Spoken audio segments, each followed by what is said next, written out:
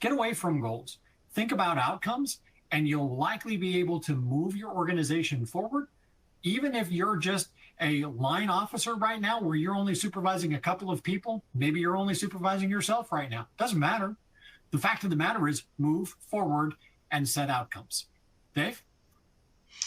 Absolutely agree, Bruce. You hit on the head. And when we were prepping this and going through this, um, coming up with the plans and the options and the visions and the goal setting, they have to be realistic. They have to be achievable. They should be a development of that team environment. You should have people engaging in your organization, and some of the best ideas can come from the people that don't have the rank and title. You got to be a comfortable enough and a strong enough leader to not lead in a silo and not lead by title, that you can engage with the people in your organization and say, what do you guys think we should do about this? Or how do you think we should handle this?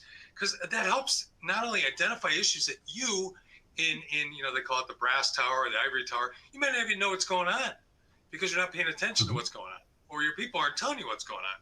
And if you don't have that open communication and that environment of cooperativeness and collaboration, you're not going to set those realistic goals and outcomes. And so many times I think, especially with new leaders, but even others that have reached out to me and asked questions about how do we develop goals and visions. And I had a great person, I'm sorry, I'm not going to be able to identify who told me it, but if they hear it, they'll know. And they said, you have to look at the why you exist. If you want to figure out how you're going to do something, how are you going to set a goal, establish why you exist.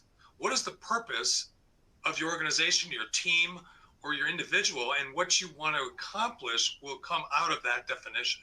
So, we exist as a law enforcement agency to protect and serve. Okay, how are we going to do that? How are we going to protect and how are we going to serve?